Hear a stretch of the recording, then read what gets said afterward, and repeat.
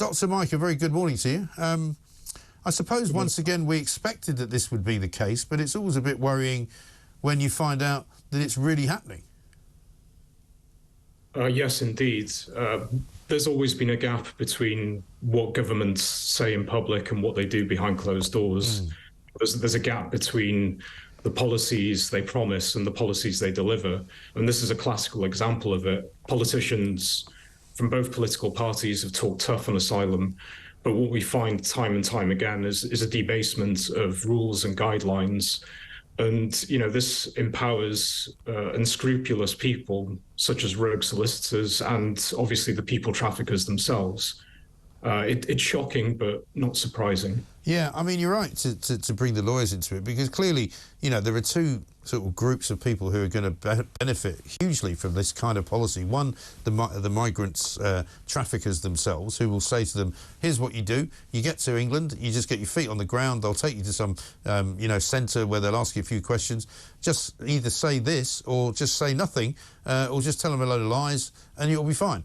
Similarly, these lefty lawyers, many of them we know are pressuring, shall we say, migrants to come up with different narratives, and we've already seen law offices closed down as a result, will say, just tell them this and you'll be fine. I mean, it makes a mockery, doesn't it, of our sort of national security? It makes a mockery. Suella Braverman, a few months back, said the system was rigged against the British people and the British taxpayer. And that's correct. But the Conservatives have been in power for well over a decade. And it begs the question, who oversaw these guidelines? Was servants given a steer? Who signed it off? Those are questions that need to be asked, and we need answers. Yes. And apparently there are some ministers now who are saying the government needs to change this. They need to stop this nonsense. And, you know, to have a guide that says, don't ask people questions that they might find upsetting, and even if they lie to you, don't dismiss their application. I mean, is it any wonder that these application processes are taking so long? Although it would seem to me that if they might as well not bother asking them any questions, might as well just process them straight away. My big problem still with this processing argument is that it's all very well for people to say, well, they need to process the claims quicker, but what if they process the claims and then find that they're not eligible? We still can't send them anywhere. Yeah, in the mid-noughties, the rejection rate for asylum applications was close to 90%.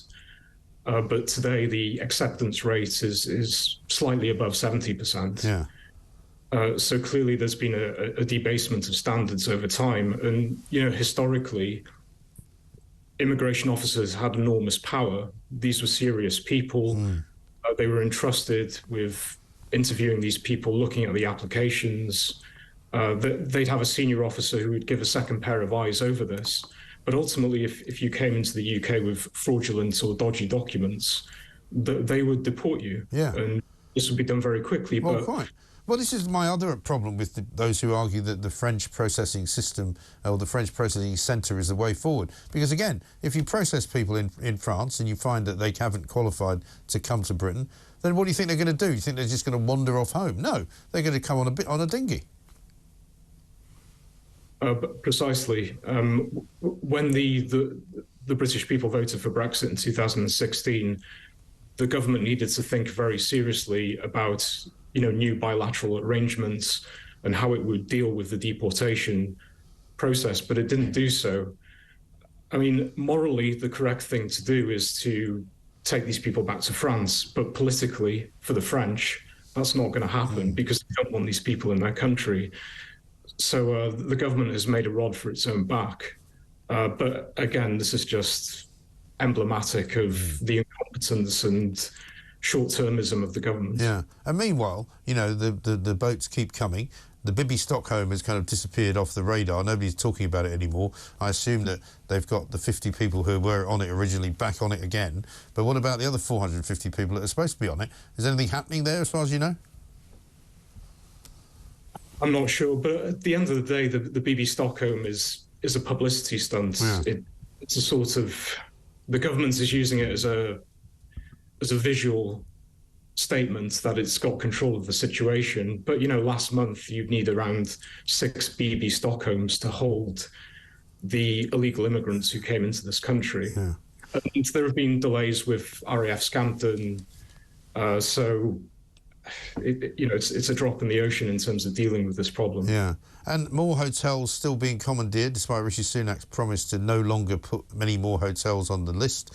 One hotel last week that we mentioned, that we brought up, Harbin House Hotel, it was another Richard Tice story, a convicted criminal who has been committed for actually defrauding people over housing, has been given funding to house migrants in this hotel, which seems to beg a belief, one, on the basis that, he's actually now having an opportunity to make more money from something that he's already committed crime in the sector.